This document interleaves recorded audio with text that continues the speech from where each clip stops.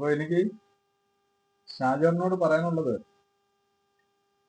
ഷാജർ പ്രതികാര മനോഭാവത്തോടു കൂടി ഉള്ള കാര്യങ്ങൾ ഇറങ്ങുമ്പോൾ ഉണ്ടാവുന്ന നഷ്ടങ്ങൾ പ്രകൃതിപരമായും പടച്ചവന്റെ അടുത്തും അതിൻ്റെതായ ഒരു ശിക്ഷ നടപടി ഉണ്ടാവും. അത് ഷാജറിന് മാത്രമല്ല, എനിക്കായാലും. എന്നോട് ഇത്രയും ക്രൂരമായ രീതിയിൽ എൻ്റെ നാട്ടിലുള്ള ആൾക്കാർ ഇടപെട്ടിട്ടും ഞാൻ ഇന്നും എൻ്റെ നാട്ടിലുള്ള സാധാരണക്കാരുടെ പ്രശ്നങ്ങൾക്ക് വേണ്ടി, നമ്മുടെ സമൂഹത്തിന്റെ ഉന്നമനത്തിന് വേണ്ടി കക്ഷി രാഷ്ട്രീയം, ജാതിയും മതവും രാഷ്ട്രീയം ഒന്നും നോക്കാതെ എനിക്കെന്ത് കിട്ടുമെന്ന് ആഗ്രഹിക്കാതെ മറ്റുള്ളവരെ സഹായിക്കാൻ വേണ്ടി പ്രവർത്തിക്കുന്ന ഒരാളാണ്. അപ്പോൾ ഞാൻ ചെയ്യുന്ന പ്രവർത്തനത്തിനുള്ള അംഗീകാരം സ്വാഭാവികമായും എൻ്റെ നാട് വിട്ടുള്ള മേഖലയിൽ നിന്ന് മറ്റു സ്ഥലങ്ങളിലേക്ക് പ്രവർത്തിക്കുമ്പോൾ ആ സമൂഹം പല രീതിയിലുള്ളത് എനിക്ക് തരുന്നു. അതിൽ ഞാൻ വളരെ സന്തോഷമാണ്. കാരണം പ്രവാചക ചര്യയിൽ നിൽക്കുന്ന ഒരു വിശ്വാസിയായ എന്നെ സംബന്ധിച്ചിടത്തോളം നമ്മുടെ നാട്ടിൽ നിന്ന് അല്ല ഇനി പുറത്തായാലും നമ്മൾ ഒരു നന്മ ചെയ്യുകയാണെങ്കിൽ നന്മയുടെ പ്രതിഫലം ആ കേൾക്കുന്ന ആൾക്കാരിൽ നിന്ന് തന്നെ കിട്ടണമെന്നില്ല. ഒരു പക്ഷെ നമ്മൾ കാണാതെ എപ്പോഴെങ്കിലും എവിടെയെങ്കിലും നമുക്കൊരു ബുദ്ധിമുട്ട് വരുമ്പോഴായിരിക്കും നമ്മൾ ചെയ്യുന്ന നന്മകൾ ഒരു കൈത്താങ്ങായി നമ്മൾ അറിയാതെ വന്ന് നമുക്കൊരു സഹാനുഭൂതിയായിട്ട് വരും. ഇത് ഞാൻ ഒട്ടനവധി മേഖലകളിൽ നിന്ന് ഞാൻ അനുഭവിച്ചിട്ടുള്ളത്. അതുകൊണ്ടാണല്ലോ ഞാൻ പറഞ്ഞത്, മേൽപ്പടി കക്ഷികൾ ഇത്രത്തോളം എന്നെ കേസിൽ പ്രതിയാക്കാനും പ്രശ്നക്കാരനാക്കാനും പ്രതിസന്ധികളിലേക്ക് ഉൾപ്പെടുത്തുവാനും ശ്രമിച്ചപ്പോൾ സത്താവായ ദൈവം തമ്പുരാൻ നമ്മളെ നീതിയുടെ പക്ഷത്ത് നിന്നുകൊണ്ട് ഒരു കൈത്താങ്ങായി നടത്തിയിട്ടുള്ളതാണ്. എനിക്കെതിരെ പല രീതിയിലും വാളോങ്ങിയിട്ടുള്ള ആൾക്കാർ, വാളെന്ന് പറഞ്ഞാൽ ഈ സാധാരണ വെട്ടുന്ന വാളല്ല, അല്ലാത്ത ആശയപരമായി, അതുപോലെ കുതന്ത്രത്തിൽ കൂടി വക്രബുദ്ധിയിലൂടെയൊക്കെ എനിക്കെതിരെ നിന്നവരെല്ലാം പലരും വട്ടപൂജ്യമായി പോയിട്ടുണ്ട്. വട്ടപൂജ്യമായി പോകുന്നുണ്ട്. അവര് ഒന്നും അല്ലാത്ത അവസ്ഥ. പലരും എൻ്റെ അടുത്ത് പല സഹായത്തിന് പിന്നിൽ വന്നിട്ടുണ്ട്. പക്ഷെ അവരുടെ അടുത്തൊന്നും ഞാൻ ഒരു വൈരാഗ്യവും മുൻപ് നിങ്ങൾ എന്നെ അങ്ങനെ ചെയ്തതല്ലേ, നിങ്ങൾ അങ്ങനെ പറഞ്ഞാണല്ലേ എന്നുള്ളത് ഞാൻ പ്രകടിപ്പിക്കാറില്ല. അത് ഇനിയും അങ്ങനെയാണ്. അതിപ്പോ ഷാജറായാലും ഈ നസീർ തന്നെ ഇപ്പൊ സെക്രട്ടറി ആയിട്ടിരിക്കുന്ന നസീർ മുഷ്ടി ചുരുട്ടി ഇവന്റെ 1500 ഞാൻ സംഭാവന കഞ്ഞിക്ക് കൊടുത്തായിരുന്നു. 1500 പള്ളിയിൽ പാവപ്പെട്ടവർ നോമ്പ്. ആ 1500 രൂപ ഇവന്റെ സംഭാവന ഇവിടെ വേണ്ടാന്നും പറഞ്ഞുകൊണ്ട് മുഷ്ടി ചുരുട്ടി കൈ കൊണ്ട് മുഷ്ടി ചുരുട്ടി എന്റെ പോക്കറ്റിൽ ഇടിച്ച് ആ പൈസ കൊണ്ടുവച്ചു. ഞാൻ ആ പൈസ തിരിച്ചു കൊടുത്തു. കാരണം ഞാൻ പള്ളിക്ക് കൊടുത്തതാണ്, നസീറിന് കൊടുത്തതല്ല, പള്ളിക്ക് കൊടുത്തതാണ്. പള്ളിയുടെ ഒരു അനധികൃതമായി കയറി ഇരിക്കുന്ന ഒരു ആളാണെങ്കിലും അവർക്ക് താൽക്കാലികമായി കാര്യങ്ങൾ കൈകാര്യം ചെയ്യുന്ന ആളല്ലേ, അതിന് അതിൻ്റെതായ ഒരു അംഗീകാരം കൊടുക്കുന്നുണ്ട്. അതിന്റെ ഭാഗമായിട്ട് ഞാൻ തിരിച്ചു കൊടുത്തു. ഈ നസീർ എൻ്റെ അടുത്ത് പല കാര്യങ്ങളും പറഞ്ഞിട്ടുണ്ട്. ചെയ്തിട്ട് ചെയ്യുമെന്ന് പറയുന്നതല്ല, അത് ഇപ്പൊ പറയേണ്ട കാര്യങ്ങൾ സാഹചര്യം എന്നൊക്കെ പറയുന്നുണ്ട്. എൻ്റെ അടുത്ത് എന്നെ ഉപദ്രവിച്ചവർ ഒരുപാട് പേരുണ്ട് എൻ്റെ നാട്ടില്. പക്ഷെ അവർക്കെല്ലാം ഞാൻ സഹായങ്ങളും ചെയ്തു കൊടുക്കും. പലരും പേരെടുത്ത് പറയേണ്ട ആവശ്യം വരുന്നില്ല. ഇത് കേൾക്കുകയാണെങ്കിൽ അവരവർ തന്നെ ഒന്ന് ചിന്തിച്ചു നോക്കുക. വ്യക്തിപരമായി, ആശുപത്രിപരമായി, സാമ്പത്തികപരമായി എൻ്റെ ഇല്ലാത്തത് മറ്റുള്ളവരെ കൊണ്ട്, വിവാഹത്തിനാവശ്യമായിട്ടുള്ളത് എന്നിലില്ലാത്തത് മറ്റുള്ളവരെ കൊണ്ട്, അതുപോലെ തന്നെ വിദ്യാഭ്യാസ കാര്യങ്ങൾക്ക്, പഠന സഹായങ്ങൾക്ക് വേണ്ടി എന്നാൽ കഴിയാത്തത് മറ്റുള്ളവരെ കൊണ്ട് സ്പോൺസർമാരെയൊക്കെ സെറ്റ് ചെയ്ത് ഒരുപാട് കാര്യങ്ങൾ ചെയ്തു. ഞാൻ എൻ്റെ ഒരു അഹങ്കാരം കൊണ്ട് ഞാൻ പറയുന്നതല്ല, ഞാൻ ചെയ്തതുപോലത്തെ ഒരു സേവനം അവിടെ ഒരു മനുഷ്യരും ചെയ്തിട്ടില്ല എന്നുള്ളതാണ്. ഒരു 10% പോലും വേറെ ആരും ചെയ്തിട്ടില്ല എന്നുള്ളതാണ് എൻ്റെ ഈ സമയം കണക്ക് നോക്കുന്നത്. അല്ലെങ്കിൽ പറയട്ടെ, ഞാൻ എല്ലാ ദിവസവും പ്രവർത്തന രംഗത്താണ്, സാമൂഹ്യ പ്രതിബദ്ധതയോടുകൂടി. എൻ്റെ ഭാര്യയും മക്കളും എൻ്റെ കുടുംബം നോക്കുന്നതോടൊപ്പം 90% സമയം കൂടുതലും ഞാൻ മറ്റുള്ളവരുടെ വിഷയങ്ങൾക്ക് വേണ്ടി ഇടപെട്ട് പോകുന്നതാണ്. അപ്പൊ അവിടെ എല്ലാം എൻ്റെ നാട്ടിന്റെ പ്രശ്നം വരുമ്പോൾ നമ്മൾ ഏറ്റവും ബാക്കിലേക്ക് പോകും. അത് നമുക്ക് നിരാശയില്ല. എന്നെ അവർ ഉൾക്കൊള്ളുകയാണെങ്കിൽ അവർക്ക് എന്നെ കൊള്ളാം. എനിക്ക് അതിന്റെ വേറെ നേട്ടമൊന്നുമില്ല. എനിക്ക് നഷ്ടവും ലാഭവും ഒക്കെ പഠിച്ചവനെ ഫലമേൽപ്പിച്ചുകൊണ്ട് സെത്താവിൽ നിന്നുള്ള പ്രതിഫലം മാത്രമാണ് നമ്മളുടെ ആവശ്യം. അവിടെ എതിരെ ആരൊക്കെ വരുന്നു, ജാതിയും മതവും രാഷ്ട്രീയവും നമ്മൾ നോക്കാറില്ല. നമ്മളവിടുത്തെ ഒരു കാര്യം പറയുകയാണെങ്കിൽ നമ്മുടെ വിഷയം പോലെ നമ്മൾ ഏറ്റെടുത്തത് ചെയ്യും. സ്വാഭാവികമായും ഒരു ഒരു ഒരു ആഭ്യന്തര പ്രശ്നമാണ് നമ്മുടെ അടുത്ത് ഒരാൾ വരികയാണെങ്കിൽ നമ്മൾ അതിൽ ഇടപെടുന്നു. അപ്പോൾ ഇടപെടുമ്പോൾ നമ്മൾ ഇടപെടുന്ന ആൾക്കാര് ആ എതിർ കക്ഷിയായിട്ടുള്ളവർ നമ്മുടെ വിരോധിയായിട്ട് മാറും. ആ വിരോധി പിന്നെ കുറെ ദിവസം കഴിയുമ്പോൾ അവര് നമുക്കെതിരെ വേറെ എന്തെങ്കിലും പരിശ്രമം നടത്തും. നിർഭാഗ്യമെന്ന് പറയട്ടെ, നമ്മുടെ സഹായം ചോദിച്ച് വരുന്ന ആളും തിരിച്ച് കുറെ ദിവസം കഴിയുമ്പോൾ നമുക്കെതിരാകുന്നു, മറ്റാളുമായിട്ട് ചോദിച്ച് പിന്നെ അവർ തമ്മിലുള്ള ബന്ധങ്ങളാവും. അപ്പോൾ നമ്മൾ സഹായം ചോദിച്ചു വന്ന ആളിന് നമ്മൾ നിഷ്പക്ഷമായി സത്യസന്ധമായി കാര്യങ്ങൾ കൈകാര്യം ചെയ്യുമ്പോൾ ആ ആളിനുണ്ടാകുന്ന ബുദ്ധിമുട്ട് അയാളെ മനസ്സിൽ വെച്ചുകൊണ്ട് അവർ പിന്നെ നമ്മളെ സ്ഥിര ശത്രുവായിട്ട് കാണുകയും അവർ സ്ക്രിപ്റ്റ് തയ്യാറാക്കി കാര്യങ്ങൾ ചെയ്തുകൊണ്ട് അപ്പൊ ഇതിലൊന്നും നമ്മൾ മെയിൻ ചെയ്യുന്നില്ല. നമ്മൾ നമ്മുടെ പ്രവർത്തനങ്ങൾ ചെയ്തുകൊണ്ടേയിരിക്കും. ആ പ്രശ്നം കാണിക്കുന്ന ഒരു പ്രശ്നം കാണിച്ചുകൊണ്ടിരിക്കട്ടെ, ആരോപണം നടത്തുന്ന ഒരു ആരോപണം നടക്കട്ടെ, എന്ത് വേണമെങ്കിലും ചെയ്യട്ടെ. ഞാൻ വേറൊരു കാര്യം കൂടെ പറഞ്ഞ് അവസാനിപ്പിക്കാം. ഏകദേശം ഒരു മണിക്കൂറിൽ കൂടുതലായി, 1.25 മണിക്കൂറിൽ കൂടുതലായി എന്ന് തോന്നുന്നു. പിന്നെ ഈ കേസുകളെല്ലാം പോയി. നേരത്തെ ഞാൻ പറഞ്ഞായിരുന്നല്ലോ, ഒരു കർമ്മല അമ്മച്ചിയുടെ കേസ് ബൈക്കുമായി ബന്ധപ്പെടുത്തി എന്നെ അതിൽ ഇൻവോൾവ് ആക്കിയ കേസ്. ആ കേസ് ഏകദേശം 7-8 വർഷം ആ കേസും കാട്ടാക്കട മുനിസിപ്പൽ കോടതിയിൽ വിസ്തരിച്ചാണ് ആ കേസ് അന്ന് വെറുതെ വിട്ടതാണ് ആ കേസ്. അതില് സാക്ഷികളായിട്ടുള്ളവരെന്ന് പറഞ്ഞാൽ എല്ലാം പൂഴനാട് നിവാസികളാണ്. ഞാൻ ഒരു മനുഷ്യരടുത്തും പോയി എന്നെ ഇതിൽ നിന്ന് എനിക്ക് രക്ഷപ്പെട്ടു വരാൻ നിങ്ങൾ എന്നെ സഹായിക്കണമെന്ന് ഒരു മനുഷ്യരടുത്തും പോയി ഞാൻ യാചിച്ചിട്ടില്ല, പറഞ്ഞിട്ടില്ല. സാക്ഷികളെല്ലാം എൻ്റെ സംഘടനാപരമായി എതിർച്ചേരിയിലുള്ളവരാണ്. എൻ്റെ വിശ്വാസപരമായി നോക്കുകയാണെങ്കിൽ അതും എതിർച്ചേരിയിലുള്ളവരാണ്. എൻ്റെ ആശയപരമായി നോക്കുകയാണെങ്കിൽ അവരും എല്ലാത്തിലും എതിർച്ചേരിയിലുള്ളവരാണ്. ഒരു മനുഷ്യത്വവും എനിക്ക് തരാൻ അർഹതയില്ലാത്ത രീതിയിലുള്ള ആശയത്തിൽ നിൽക്കുന്നവരാണ്. പക്ഷെ കോടതിയിൽ വിസ്താരവും കാര്യങ്ങളൊക്കെ നടന്നപ്പോൾ അവരുടെ അഭിപ്രായ നിർദ്ദേശത്തിന്റെ വട്ടപൂജ്യമായിട്ട് മാറി. പോലീസ് ചമച്ചു വിട്ട ഒരു കള്ളക്കേസിൽ അവരെങ്ങനെയോ ഇതിൽ കക്ഷിയായി. അവര് ഉറങ്ങിക്കിടന്ന പലരും ഇത് കണ്ടതായിട്ട് രേഖപ്പെടുത്തിയത്. എല്ലാവരും ഏകദേശം ഈ കർമ്മല അമ്മച്ചി, അവരുടെ ഹസ്ബൻഡ് നസർ നാടാർ എന്ന് പറയും, അവരെ രണ്ടുപേരെയും ക്രോസ് ചെയ്തപ്പോൾ കോടതി കാര്യങ്ങളെല്ലാം ചോദിച്ചപ്പോൾ ഞാനാണെന്ന് പറഞ്ഞുകൊണ്ട് അവര് സ്റ്റേണായിട്ട് നിന്നു. പക്ഷെ ഞാൻ ഈ നേരത്തെ പറഞ്ഞ സ്റ്റേറ്റ്മെന്റ് എന്റെ വക്കീല് ചോദിച്ചപ്പോൾ അവർ കൊള്ളിഞ്ഞു. അതായത് സുധീറിന് അറിയാമോ എന്ന് അവരത് ചോദിച്ചപ്പോൾ അറിയാമെന്ന് പറഞ്ഞു. സംഭവം നടക്കുന്നതിന്റെ അന്ന് പിറ്റേന്ന് രാവിലെ സുധീർ സ്റ്റേഷനിൽ വന്നപ്പോൾ കണ്ടോ എന്ന് ചോദിച്ചു.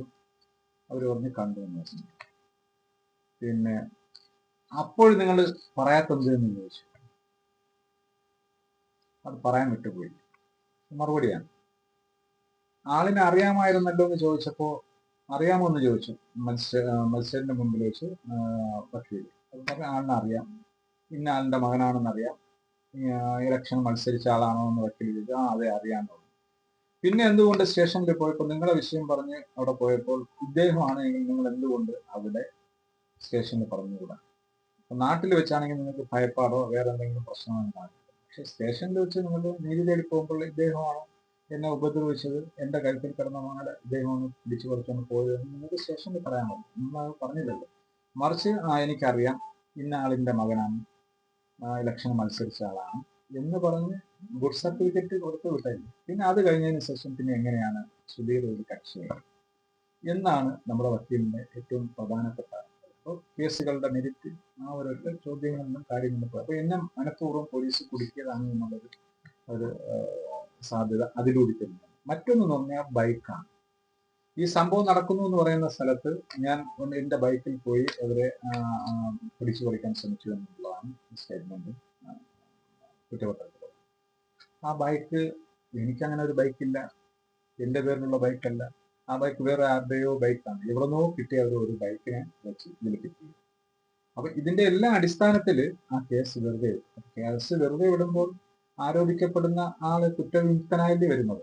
ആ ആളിനെ പിന്നെ ആരോപണത്തിന് വിധേയമാക്കി ചേർത്ത കേസ് വെച്ച് സമൂഹത്തിലും പോകുന്നിടത്തും വരുന്നിടത്തും എല്ലാം ഇതിനെ വിളമ്പി കള്ളനാക്കി, കൊള്ളക്കാരനാക്കി, പിന്നെ രാജ്യദ്രോഹിയാക്കി മാറ്റാൻ കണക്കായിട്ടുള്ള പരിശ്രമം ഇന്നും ഇന്നലെ തുടങ്ങിയില്ല, 2003 മുതലേ തുടങ്ങിയതാണ്.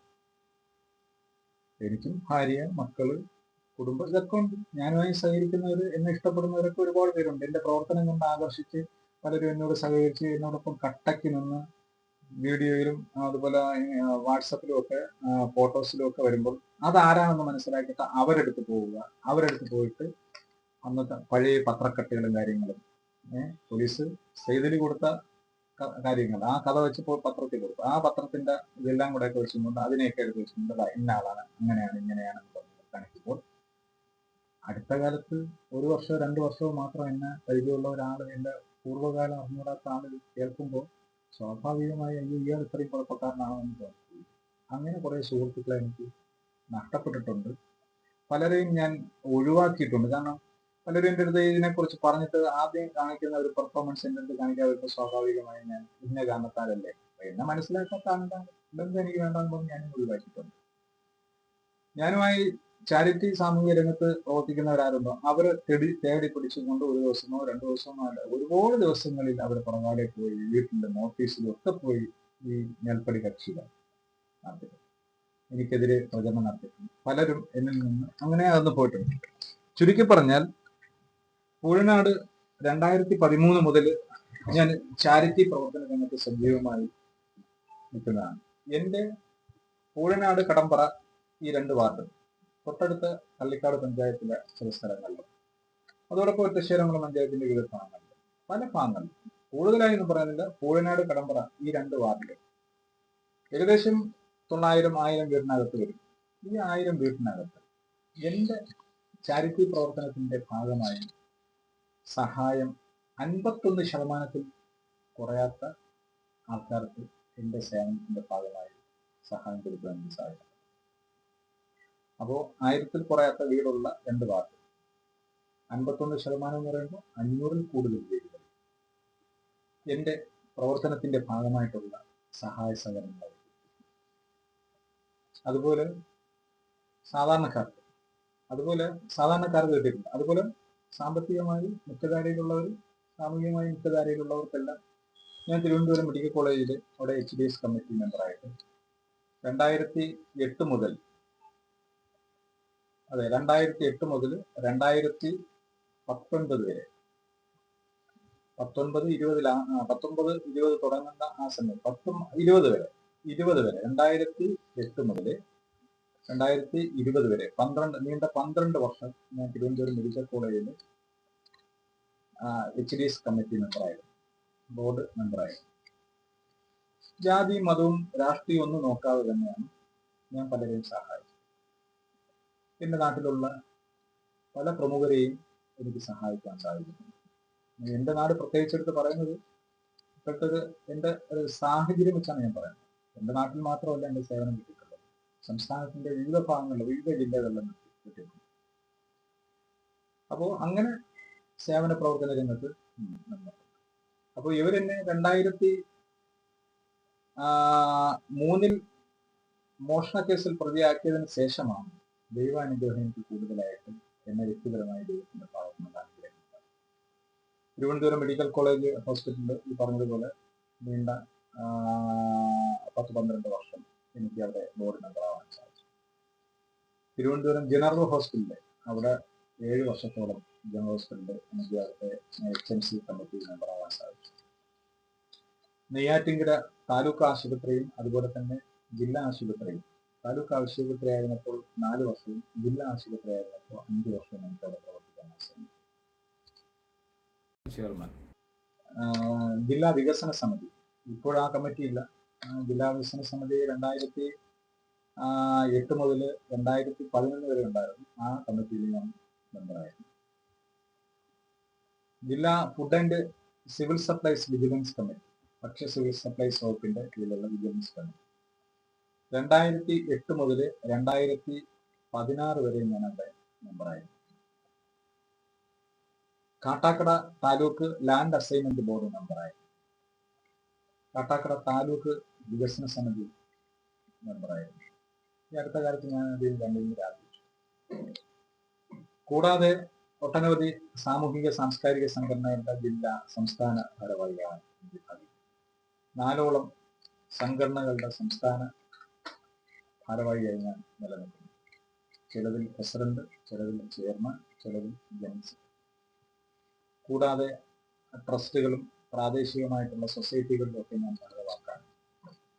അപ്പോൾ മേൽപ്പടിയന്മാരുടെ ഈ ആരോപണവും വിഷയങ്ങളും ഒക്കെ നിലനിർത്തിയ തന്നെയാണ് ഞാൻ ഈ പ്രവർത്തനങ്ങൾ സമൂഹം എന്ന് അംഗീകരിച്ചു പോകുന്നത്. അപ്പോൾ എൻ്റെ പ്രവർത്തനങ്ങളിൽ മുന്നോട്ട് പോകുമ്പോൾ പൊതുസമൂഹത്തിൽ നിന്നുള്ള സ്വീകാര്യതയും എനിക്ക് ചെയ്യാൻ പറ്റുന്ന കാര്യങ്ങൾ ഞാൻ ചെയ്തുകൊണ്ടിരിക്കുമ്പോൾ ഉണ്ടാകുന്ന അസൂയ, ഈ അസൂയയിൽ ഉടലെടുത്ത് കൊണ്ടിരിക്കുന്ന, അതായത് സൂര്യൻ ഉദിക്കുമ്പോൾ പട്ടിക്ക് സഹിക്കില്ല, കുറെ സമയം ഇങ്ങനെ കുരച്ചിട്ട് കുറെ കഴിയുമ്പോൾ അങ്ങ് പോകും, പിറ്റേ ദിവസം വീണ്ടും സൂര്യൻ വരും. ഇതുപോലെ തന്നെയാണ് എനിക്കെതിരെയുള്ള കള്ളക്കേസുകൾ, അതെന്തെല്ലാം ചെയ്തിരുന്നാലും ശരിയല്ല, ഞാൻ ഒരു മനുഷ്യന്റെ മുമ്പിലും പോയിട്ട് തല കുനിഞ്ഞു നിന്നുകൊണ്ട് എന്നെ ഇതിൽ നിന്ന് ഒഴിവാക്കി തരണേ എന്ന് ഒരു മനുഷ്യന്റെ അടുത്ത് പറഞ്ഞിട്ടില്ല. എല്ലാം കോടതിയിൽ ഞാൻ ഫൈറ്റ് ചെയ്തു. അവിടെ നിന്നാണ് ഞാൻ നിരപരാധി എന്ന് തെളിയിച്ചു വന്നത്. ഒരു മനുഷ്യന്റെ മുമ്പിലും പോയിട്ടില്ല. കള്ള കേസുകൾ ഉണ്ടാക്കാൻ അവരെല്ലാം ടീമായിട്ട് നിൽക്കും. കുറ്റപത്രമൊക്കെ കൊടുത്ത് ഞാൻ ട്രയല് തുടങ്ങി പോയിട്ട് പോകുമ്പോൾ അത് കഴിയുന്നതോടുകൂടി എനിക്കെതിരെ സാക്ഷി നിൽക്കുന്ന ആൾ പോലും പിന്നീട് ഒന്നും എന്തെങ്കിലും സഹകരിക്കാനും സുഹൃത്താവാനും. അപ്പൊ ഞാൻ ഒരു പ്രതികാര മനോഭാവത്തോടു കൂടി ആരെടുത്തും ഒന്നും പറയാറില്ല. അതാണ് പടച്ചവൻ എനിക്ക് തന്നിട്ടുള്ള ഏറ്റവും വലിയ.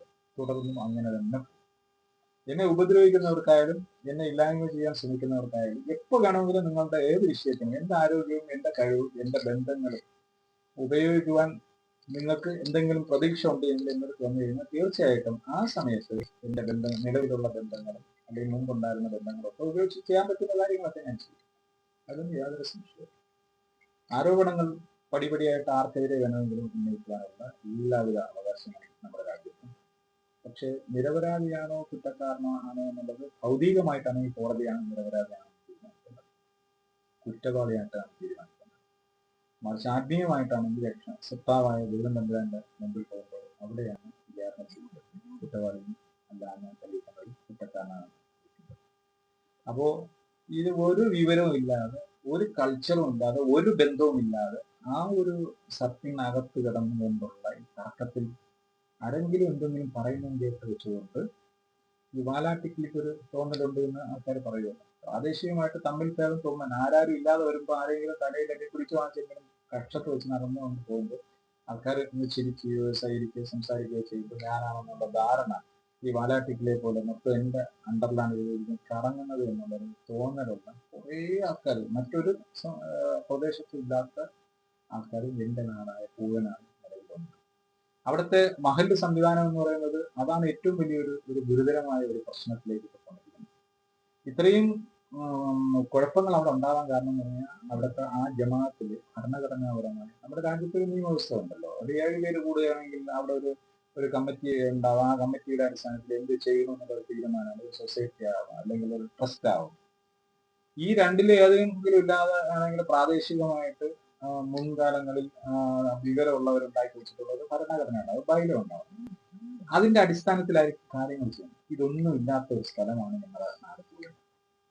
പണ്ടുണ്ടായിരുന്നു, അതിന്റെ അടിസ്ഥാനത്തിൽ പല കാര്യങ്ങളും ചെയ്തുകൊണ്ടിരുന്നു. പക്ഷെ അക്രമങ്ങളും അനീതിയും അതുപോലെ വേണ്ടാത്ത പ്രവർത്തനങ്ങളെല്ലാം ഒരുപാട് ചെയ്തതിന്റെ ഭാഗമായിട്ട് അത് തുടർന്ന് പ്രവർത്തിക്കാൻ പറ്റാതെ വന്നപ്പോൾ അതിനെല്ലാം വഴിതെറ്റി പോയി. അപ്പോൾ പിന്നീട് അതിനുശേഷം വന്ന ആൾക്കാരും അതിനെ ഫോളോ ചെയ്യുന്നില്ല. ഒരു ബൈലോ അവിടെ ഉണ്ട്, അതിനാരും എടുക്കുന്നില്ല. മറിച്ച് ബൈലോ ഇല്ലാതെ ആ ബൈലോയിലും അല്ലെങ്കിൽ നിലവിലെ സംവിധാനം അനുസരിച്ച് ഒരു കമ്മിറ്റി കൂടുന്നതിന്റെ വ്യവസ്ഥ, ഒരു പൊതുയോഗമോ ഒരു പൊതുയോഗം വിളിച്ച് അവിടെ വരികയില്ല. അവിടെ കൈപൊക്കും, ഒരാൾ വന്നിട്ട് ഒരു പേര് വായിക്കും, ഉടനെ കുലു തക്ബീർ അള്ളാഹു അക്ബർ എന്ന് പറഞ്ഞുകൊണ്ട് 5 നേരത്തെ തീരുമാനം വെച്ചിരിക്കും അവിടെ കമ്മിറ്റി. വർഷാവർഷം ലക്ഷക്കണക്കിന് രൂപയാണ് അവിടെ വരുന്നതും പോകുന്നതും. പക്ഷെ ഇതിന്റെ വരവ് ചെലവ് കണക്കുകൾ ഒന്നുമില്ല, ഏതൊരുവിധ സുതാര്യതയുമില്ല. അതിന്റെ അടിസ്ഥാനത്തിൽ 2009 ഞാൻ വഖഫ് ബോർഡിനും അതുപോലെയുള്ള സ്ഥാപനങ്ങൾക്കും ചെറിയൊരു മെമ്മോറണ്ടം ശേഖരിച്ചുകൊണ്ട് ജനങ്ങളിൽ നിന്ന് ശേഖരിച്ചുകൊണ്ട് പരാതി. ആ കണ്ടീഷൻ തന്നെയാണ് ഇപ്പോഴും നിലനിൽക്കുന്നത്. വഖഫ് ബോർഡ് മേൽപ്പടി കക്ഷികൾ അവർക്ക് താല്പര്യമില്ല. അവർക്ക് ഇതിന്റെ പെർസെന്റേജ്, വാർഷിക റിപ്പോർട്ടിന്റെ പെർസെന്റേജ് ഒരു എമൗണ്ട് കിട്ടണമെന്നുള്ളതേ ഉള്ളൂ. പക്ഷെ അവിടെ വാർഷിക റിപ്പോർട്ടോ എമൗണ്ട് ഒന്നും കൊടുക്കാതെ ആണ് അവർ മുമ്പോട്ട് പോകുന്നത്. ഇടയ്ക്കിടയ്ക്ക് നോട്ടീസ് അയക്കില്ല. നോട്ടീസ് അയക്കുമ്പോൾ ഇരിക്കുന്നവർ ചിലപ്പോൾ 50,000 1 ലക്ഷം രൂപ കൊണ്ട് കൊടുക്കുന്നതോടുകൂടി ആവശ്യം വരും. പക്ഷെ ഇവിടെ കൊള്ളയാണ് നടക്കുന്നത്. ഓരോ ഉറൂസ് പരിപാടി നടക്കുമ്പോൾ ഉറൂസുമായി ബന്ധപ്പെട്ട് 4 ലക്ഷം രൂപ, 5 ലക്ഷം രൂപ, 10 ലക്ഷം രൂപ, 8 ലക്ഷം രൂപ, 12 ലക്ഷം രൂപ ഒക്കെ വന്നിട്ടുണ്ട്. പക്ഷെ ഇപ്പോൾ അറിയുന്ന അവസാനത്തെ ഉറൂസുമായി ബന്ധപ്പെട്ട് ഉള്ള കണക്ക് ഇതുവരെയ്ക്ക് 1-1.5 ലക്ഷം രൂപ വന്നിട്ടുള്ളൂ എന്നൊക്കെയാണ് പറയുന്നത്. 12, 14, 10 ലക്ഷം രൂപ വന്ന സ്ഥലത്തിപ്പം 1-1.5 ലക്ഷം രൂപയൊക്കെ വന്നിട്ടുള്ളൂ. ബാക്കി പൈസ എങ്ങോട്ട് പോകും? ബാക്കി പൈസ ജോലിക്കും കൂലിക്കും പോവാതെ ഷാജറിനെ പോലെ നിൽക്കുന്ന ആൾക്കാർ ഒരുപാട് പേരുണ്ട് കമ്മിറ്റി മെമ്പറായിട്ട് അനധികൃതമായിട്ടിരിക്കുന്നത്. അവരുടെ വീട്ടിലെ കാര്യങ്ങൾ കൃത്യമായിട്ട് നടക്കണമെങ്കിൽ പൈസ വേണ്ടേ? അല്ലെങ്കിൽ കമ്മിറ്റി ഭാരവാഹിയായിട്ട് ഇരിക്കണമെങ്കിൽ അതിന്റെ ബാക്ക്ഗ്രൗണ്ട് ഉള്ള ആളാണെങ്കിൽ നമുക്കറിയാം ഇതിൽ കൈവയ്ക്കില്ല, അതിൽ അത് സുരക്ഷിതമാണ്. അദ്ദേഹത്തിന്റെ തൊഴിലുകൊണ്ട് അദ്ദേഹം ജീവിക്കുന്നു, അദ്ദേഹം ബാക്ക്ഗ്രൗണ്ട് കൊണ്ട് ജീവിക്കുന്നു. ഒരു ജോലിക്ക് പോകാത്ത ആൾക്കാർ കമ്മിറ്റിയുടെ സെക്രട്ടറിയും ട്രഷറും അതുപോലെ ആയ പ്രസിഡന്റിന്റെ വരുമാനം വേറൊന്നും പറയണ്ട. ചെറിയ രീതിയിൽ ഒരു വരുമാനം, ഒരു മാട് വെട്ടുന്ന ഒരു ആഴ്ചയിൽ ഒരു മാട് വെട്ടുന്നുണ്ട്. ഈ ആഴ്ചയിൽ ഒരു മാട് വെട്ടുന്ന ഒരാളിന് എന്തൊക്കെ ചെയ്യാൻ പറ്റും എന്നുള്ളത് നമുക്കറിയാം. അപ്പോൾ അവിടെ പൂഴിനാടിനെ സംബന്ധിച്ചിടത്തോളം പൂഴിനാടിന്റെ കമ്മിറ്റി ഭാരവാഹികളായിട്ട് വരുന്നവർക്കെല്ലാം കുശലമായ രീതിയിൽ ഈ ഒരു വർഷം ഇരിക്കുന്ന ആൾ അടുത്ത വർഷം വരില്ല. അത് കഴിഞ്ഞ് ഒരു 3 വർഷം 4 വർഷം കഴിയുമ്പോൾ വരില്ല. കാരണം ഒരു 4-5 ടീമിനെ അവിടെ ഒരുക്കി നിർത്തിയിട്ടുണ്ട്. 4-5 ടീമിന് ഇത് ഒരുക്കി നിർത്തിയിട്ടുണ്ട്. പ്രത്യേകിച്ച് എന്റെ പ്രവർത്തനത്തെ ആരെല്ലാം എതിർക്കും അവർക്കെല്ലാം അവിടെ അവാർഡാണ് കിട്ടുന്നത്. എന്റെ പ്രവർത്തനത്തെ എതിർക്കാൻ വരുന്നവരെയൊക്കെ കമ്മിറ്റി ഭാരവാഹിയാണ്. ആ ഒരു സിസ്റ്റമാണ് നിലവിലുള്ളത്. അപ്പോൾ ഈ ഒരു കീഴും കണക്കില്ല. വെള്ളിയാഴ്ച പോലും പെരുന്നാളിന് പോലും പള്ളിയിൽ വരാത്ത ആൾക്കാരെ വെച്ച് കമ്മിറ്റിയുടെ പ്രസിഡന്റ് സെക്രട്ടറി ആക്കിയിട്ടുള്ള ചരിത്രമാണ് പൂഴിനാടുള്ളത്. കാരണം എന്താണെന്ന് ചോദിക്കുമ്പോൾ അത് സുധീറിന് അടി കൊടുക്കണമെങ്കിൽ ഇങ്ങനെ കൊടുക്കാൻ പറ്റില്ല. നിയമപരമായിട്ട് കൊടുത്തു കഴിഞ്ഞാൽ വേറെ രീതി കൊടുത്തു കഴിഞ്ഞാൽ കേസാവില്ല. അവൻ അടി കൊടുക്കേണ്ടത് ഇങ്ങനെയാണ്. ഈ സ്വന്തം കാൽപ്പാടിലുള്ള കാല് പതിക്കേണ്ട സ്ഥലത്തുള്ള മണ്ണാണ് ഒലിച്ചു പോകുന്നതെന്നുള്ള സ്വന്തം കുഴി തോണ്ടിക്കൊണ്ടിരിക്കുന്നു, അതൊന്നും ഒരു കുഴപ്പമില്ല. പണ്ട് ഒരു എന്ത് പറഞ്ഞാലും ചില എന്താ ആര് തല്ലിയാലും കുഴപ്പമില്ല, ആരൊക്കെ വന്നിരുന്നാലും എന്ത് ചെയ്തെന്നാൽ എന്റെ വീട്ടിലെ കാര്യം കൃത്യമായി നടക്കണം. വേറെ ചില പദപ്രയോഗങ്ങളുണ്ട്, അപ്പൊ അത് ഉപയോഗിക്കുന്നില്ല എന്നുള്ളത്. ഈ ഒരു സിസ്റ്റമാണ് അവിടെ തെക്കൊണ്ടിരിക്കുന്നത്. ഈ സിസ്റ്റത്തിന് ഒരു മാറ്റം വന്നാലല്ലേ. ഒരു ബാങ്ക് അക്കൗണ്ട് ഇല്ല എന്ന് പറഞ്ഞു കഴിഞ്ഞാൽ നിങ്ങൾക്ക് വിശ്വാസമാവും. പൂഴിനാട് മുസ്ലിം ജമാഅത്തിൽ ഒരു ബാങ്ക് അക്കൗണ്ട് ഇല്ല, ബാങ്കിൽ പൈസ നിക്ഷേപിക്കാറില്ല. ഇടക്കാരൊക്കെ ബാങ്കിൽ ഒരു അക്കൗണ്ട് എടുക്കാൻ പോയപ്പോൾ അവർ പറഞ്ഞു നിങ്ങൾ ബൈലോ കോപ്പി കൊണ്ടുവരും, ജോയിന്റ് ആണോ സിംഗിൾ ആണോ ആരെ പേരിനാണെന്ന് ചോദിച്ചാൽ അതോടുകൂടി അങ്ങ് പോയി. അപ്പൊ ഒരു ബൈലോ ഉണ്ടാക്കുക, ബൈലോ ഉണ്ടാക്കിയ തീരാവുന്ന പ്രശ്നം ഇതിന്റെ ഒരു രീതിയിൽ ഒരു ഭരണഘടന ഉണ്ടെങ്കിൽ അതിനനുസരിച്ച് പോകല്ല. അതിന് മേൽപ്പടിയന്മാർ താമസിക്കില്ല. കാരണം ബൈലോ ഉണ്ടായാൽ അതിനനുസരിച്ചുള്ള കാര്യങ്ങൾ നടക്കണ്ടേ. തർക്കം വന്നാൽ തെരഞ്ഞെടുപ്പ് നടക്കണ്ടേ. തെരഞ്ഞെടുപ്പ് നടക്കുമ്പോൾ എന്ത് ചെയ്യും? ഭൂരിപക്ഷം അംഗീകരിക്കുന്ന ആൾക്കാർ കയറി വരുന്നുണ്ട്. അപ്പൊ ഭൂരിപക്ഷം ആൾക്കാർ അംഗീകരിക്കുന്ന ഒരാൾ കയറി വന്നു കഴിഞ്ഞാൽ എന്തായിരിക്കും അവസ്ഥ? അതിന് മുമ്പ് ഇരുന്ന കമ്മിറ്റിക്കാരുടെ വരവ് ചെലവ് കണക്കുകളെല്ലാം പരിശോധിക്കുമ്പോൾ മാടുകൾക്കെല്ലാം കൊടുത്ത പൈസകളും ചെലവാക്കിയ പൈസകളും അടിച്ചു മാറ്റിയ പൈസകളൊക്കെ അവിടെ വെക്കേണ്ടി വരും. അതുകൊണ്ട് അങ്ങനെ വരരുത് എന്നുള്ളത്. ഞങ്ങളുടെ ജമാഅത്തിൽ, അതായത് പൂഴിനാട് മുസ്ലിം ജമാഅത്തിൽ ഒരു 100 പേരുണ്ട് എന്ന് വെക്കുക, 100 കൂടെ അല്ല, 300-400 പേരുണ്ട്. 100 പേരുണ്ടെന്ന് വെക്കുക. ഈ 100 പേരുണ്ടെങ്കിൽ 99% പേരും അവിടെ കമ്മിറ്റി ഭാരവാഹിയായിരുന്നു, ഞാൻ ഒഴികെ. ഞാൻ ഒരിക്കൽ 1994 കമ്മിറ്റി ജോയിന്റ് സെക്രട്ടറി ആയി. 3 മാസം മാത്രമേ എനിക്ക് ഇരിക്കാൻ സാധിച്ചുള്ളൂ. അന്ന് എനിക്ക് കുറെ കള്ളത്തനങ്ങൾ കണ്ടെത്താൻ സാധിച്ചു. 94 വരെ, അതിന് മുമ്പ് വരെ സ്ഥിരമായിരുന്ന ഒരു പ്രസിഡന്റ്, ആ പ്രസിഡന്റിന്റെ കയ്യിൽ തന്നെയാണ് പിന്നീട് കാര്യങ്ങളെല്ലാം. അഡ്വൈസറി കമ്മിറ്റി ചെയർമാൻ എന്നൊക്കെ പറഞ്ഞുകൊണ്ട് അദ്ദേഹത്തിന്റെ നിയന്ത്രണത്തിൽ തന്നെയാണ് കമ്മിറ്റി പൊയ്ക്കൊണ്ടിരുന്നത്. ഇപ്പോ ഈ അനധികൃതമായി എടുത്ത കമ്മിറ്റി ഒഴികെ ബാക്കിയുള്ള എല്ലാ കമ്മിറ്റിയും അദ്ദേഹത്തിന്റെ മേൽനോട്ടത്തിൽ തന്നെയാണ് നടന്നത്. അപ്പൊ ആ 94 എടുത്ത കമ്മിറ്റിയിൽ ഞാൻ ഇന്ന് 3 മാസം എഴുതിയിട്ടുള്ളൂ. ഞാൻ ചെയ്ത തെറ്റെന്ന് വെച്ച് കഴിഞ്ഞാൽ അതിന് മുമ്പുണ്ടായിരുന്ന 23,000 രൂപ ബാലൻസ് അതിവിടെ ഈ കമ്മിറ്റിയിൽ വിൽക്കണമെന്ന് പറഞ്ഞപ്പോൾ എന്നോടൊപ്പം ഉണ്ടായിരുന്ന കമ്മിറ്റിക്കാർ പറഞ്ഞു, പ്രസിഡന്റായിട്ട് നിന്ന ആൾ മരണപ്പെട്ടു, സെക്രട്ടറി ഉണ്ട്, പറഞ്ഞു അല്ല അത് നമുക്ക് അദ്ദേഹത്തിന്റെ എങ്ങനെ ചോദിക്കുന്നത്, അദ്ദേഹം ഇവിടുത്തെ വലിയ പൗരപ്രമുഖനാണ്, രാഷ്ട്രീയ നേതാവാണ്, അത് ചോദിക്കുന്നത് ശരിയില്ല, അതങ്ങ് വിട്ടുകളയുന്നു പറഞ്ഞ്. അന്ന് മത്സ്യത്തൊഴിലാളികളാണ് കൂടുതലും പൂഴിനാടുണ്ടായിരുന്നത്. ഈ മത്സ്യത്തൊഴിലാളിയുടെ വേർപ്പ് രക്തത്തെ പച്ചവെള്ളമാക്കി വേർപ്പാക്കി കൊണ്ടുവന്ന് അതിൽ നിന്ന് കിട്ടുന്ന നക്കാപ്പിച്ച പൈസ കൊണ്ട് സ്വരൂപിച്ച് വെച്ചിരിക്കുന്നത് അന്നത്തെ 23,000 രൂപയെന്ന് പറഞ്ഞാൽ വലിയ വേരിയേഷൻ. 31 വർഷങ്ങൾക്ക് മുമ്പാണ്. ആ 31 വർഷത്തിന് മുമ്പ് 23,000 രൂപ. അന്ന് ഞങ്ങളുടെ നാട്ടിലെ തൊട്ടടുത്ത് കുരുവിൽപ്പുറം എന്ന് പറയുന്ന സ്ഥലത്ത് 500 രൂപയ്ക്ക് ഒരു സെന്റ് സ്ഥലമാണ്. ഇന്ന് ആ കുരുവിൽപ്പുറം എന്ന് പറയുന്ന സ്ഥലത്ത് 1.5-2 ലക്ഷം രൂപ വരെ വിലയുള്ള സ്ഥലമാണ്. അപ്പൊ 1 ലക്ഷം രൂപ വെച്ചായിരുന്നാൽ പോലും സെന്റിന് 500-ൽ നിന്ന് 1 ലക്ഷം രൂപ ആകുമ്പോൾ 95% കൂടെ. അപ്പൊ 23,000 രൂപ 95% കൂടുമ്പോൾ 24 ലക്ഷം രൂപയായിരുന്നു, 20 ലക്ഷം രൂപയായിരുന്നു. ആ 20 ലക്ഷം രൂപയുടെ ആസ്തിയാണ് കൊള്ളയടിച്ചിരിക്കുന്നത് ഇപ്പോഴത്തെ ആ കണക്കനുസരിച്ച്. അങ്ങനത്തെ ആളിനെ ആ പൈസ വാങ്ങണമെന്ന് പറഞ്ഞപ്പോഴാണ് എന്നെ ആ കമ്മിറ്റിയിൽ നിന്ന് പുറത്താക്കിയത്. അതിനുശേഷമാണ് അന്ന് പള്ളിയിലെ കമ്മിറ്റിയുടെ ഇമാമായിട്ടിരുന്ന ആളിന്റെ പ്രവർത്തനവുമായി ബന്ധപ്പെട്ട് സുതാര്യമല്ലാത്ത രീതിയിലാണെന്ന് പറഞ്ഞ് അവിടെ ഒരു ട്രസ്റ്റ്, ഒരു സൊസൈറ്റി, അതായത് മസ്ജിദുൽ ഖാദിരിയ തക്കാവ് ട്രസ്റ്റ് എന്നുള്ള ഒരു ട്രസ്റ്റ് ഉണ്ട്. ജന്നത്തുൽ ഉലൂം അറബി കോളേജ് ഓർഫനേജ് സൊസൈറ്റി എന്ന ഓർഫനേജ് സൊസൈറ്റി. ഈ രണ്ടിന്റെയും മേൽനോട്ടം ഒരാള് രക്ഷാധികാരിയാണ്. ആ രക്ഷാധികാരിയുടെ പേരിൽ ഏകദേശം ആ രക്ഷാധികാരി 40-50 വർഷത്തോളം കോഴിനാട് മുസ്ലിം ജമാഅത്തിന്റെ ഇമാമായിട്ടാണ്.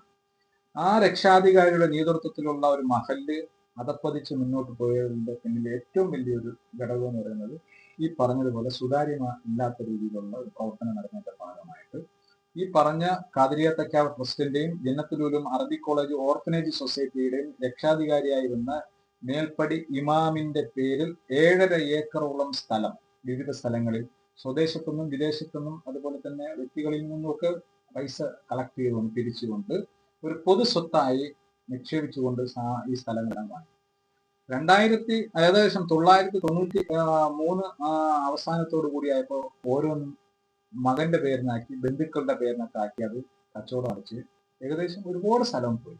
അങ്ങനെ ഇരിക്കുമ്പോഴാണ് ഇതെല്ലാം മനസ്സിലാക്കിക്കൊണ്ട് 94 എന്റെ കമ്മിറ്റി, ഞാൻ ഉണ്ടായിരുന്ന കമ്മിറ്റിയിൽ നിന്ന് പോയതിനു ശേഷം കാര്യങ്ങളെല്ലാം മനസ്സിലാക്കി വെച്ചപ്പോൾ എന്നെ ഒഴിവാക്കിയതിനു ശേഷം ഞാൻ അവിടുത്തെ പൗരപ്രമുഖരായ കുറെ ആൾക്കാരെയും കൂടെ സംഘടിപ്പിച്ചുകൊണ്ട് ഒരു മെമ്മോറാണ്ടം തയ്യാറാക്കി. അന്നത്തെ ജമാഅത്തിന്റെ പ്രസിഡന്റായ ഇന്നത്തെ ഞാൻ സ്നേഹിക്കുന്ന ബഹുമാനിക്കുകയൊക്കെ ചെയ്യുന്ന മൂലങ്കോട് സുബൈർ സാഹിബിന്റെ അടുത്ത് ഞാൻ മെമ്മോറാണ്ടം കൊടുത്തു. പക്ഷെ ആ മെമ്മോറാണ്ടം അദ്ദേഹം കമ്മിറ്റിയിലും വായിച്ചില്ല, അദ്ദേഹം പൊതുസമൂഹത്തെയും കാണിച്ചില്ല. ഞാൻ പലപ്പോഴും അദ്ദേഹത്തിന്റെ ചോദിക്കുമ്പോൾ അദ്ദേഹം പറഞ്ഞു ആളുകൾ പോയി വട്ട് നോക്കട്ടെ എന്ന് പറയും. പക്ഷെ അദ്ദേഹം അത് വായിക്കുകയും പൊതുസമൂഹം അറിയുകയും ചെയ്തിരുന്നുവെങ്കിൽ പൊതുസമൂഹത്തെ ഉൾപ്പെടുത്തിക്കൊണ്ട് ഈ സ്ഥലത്തെ എല്ലാം അത് തിരിച്ച് ഈ സംവിധാനത്തിൽ നിലനിർത്താൻ പറ്റുമായിരുന്നു. ഇപ്പോഴും ആ സ്ഥലങ്ങൾ തൊട്ടടുത്ത ചിലതൊക്കെ വഖഫ് ചെയ്തിട്ടുണ്ട്. അപ്പോൾ 94 ഞാൻ അന്ന് നടത്തിയ പ്രവർത്തനത്തിന്റെ ഭാഗമായി തുടങ്ങിയതാണ് എന്നെ അവിടെ നിന്ന് നാടുകൾ കടത്തുക, എന്നെ ഒറ്റപ്പെടുത്തുക, എന്നെ കുഴപ്പക്കാരനാക്കുക, എന്നെ ഇല്ലായ്മ ചെയ്യുക എന്നുള്ള ഏറ്റവും ടോപ്പിൽ നിന്ന ആൾക്കാർക്കെതിരെ ഞാൻ അവരുടെ അഴിമതിയും സ്വജനപക്ഷപാതവും കണ്ടുപിടിച്ച് അതിനെ ചോദ്യം ചെയ്തപ്പോഴുണ്ടായ അതിൽ നിന്നുണ്ടായ വയലേഷനാണ് പിന്നീട് ഇങ്ങനെ നിരന്തരമായി വന്നുകൊണ്ടിരുന്നത്. 94 മുതൽ തുടങ്ങിയ പരിപാടി അത് 2025 നിൽക്കുന്നില്ല എന്നുള്ളതാണ്. കാരണം അവരുടെ അടുത്ത തലമുറയും കൂടെ ഏറ്റെടുക്കുന്ന രീതി അനുസരിച്ചാണ്. ഇതാണ് അവിടവുമായി ബന്ധപ്പെട്ട കാര്യങ്ങളുള്ളത്. ഒരുപാട് കാര്യങ്ങൾ പറയാനുണ്ട്. സോഷ്യൽ മീഡിയയിൽ പറയുന്ന ഒരു പരിധിയുടെ രീതിയൊക്കെ ഉണ്ട്.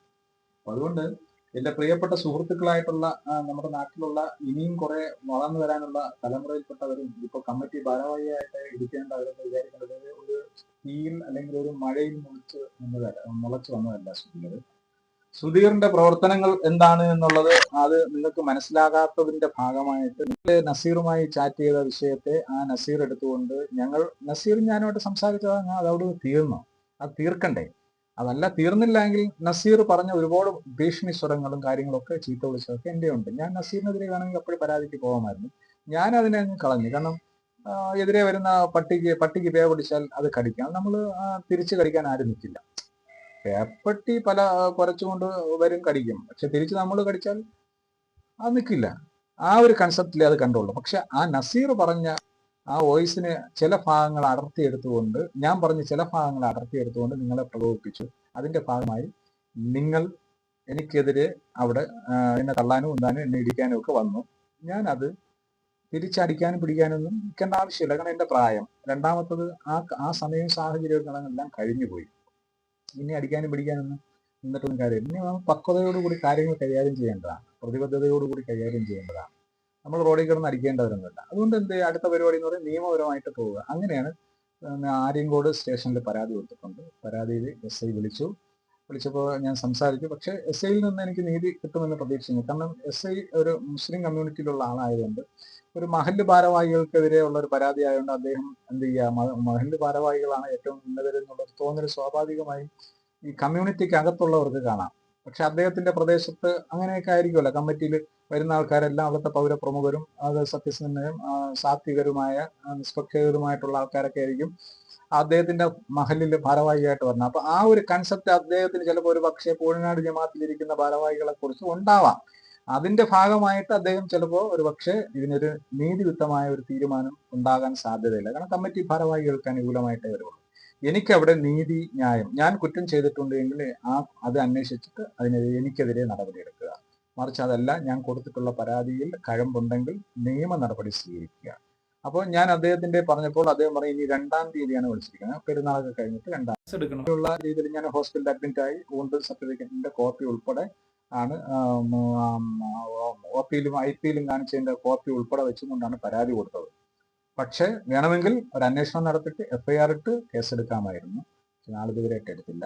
അത് എടുക്കാത്തതിന്റെ ഉദ്ദേശം ഞാൻ നേരത്തെ പറഞ്ഞതാണ് അതിന്റെ പിന്നിലുള്ള ഉദ്ദേശം. എന്നാലും ബഹുമാനപ്പെട്ട SHO അദ്ദേഹത്തോട് പറയുവാനുള്ളത്, ഞാൻ ഈ കേസുമായി മുമ്പോട്ട് പോകാനാണ് ആഗ്രഹിക്കുന്നത്, സെറ്റിൽമെന്റ് അല്ല ഉദ്ദേശിക്കുന്നത്. കാരണം സെറ്റിൽമെന്റ് കോഴിനാട് ഒരുപാട് പ്രശ്നങ്ങളും പ്രതിസന്ധികളുടെ ഇടയിലാണ്. അപ്പൊ നിയമപരമായി കാര്യങ്ങൾ കൈകാര്യം ചെയ്ത് അതിനെ സുതാര്യമാക്കി എടുക്കുക എന്നുള്ളതാണ്. ഗുണ്ടായുസ് നടത്തുന്നവർക്കെതിരെ തല താഴ്ത്തി കൊടുക്കാൻ എനിക്ക് മനസ്സില്ല.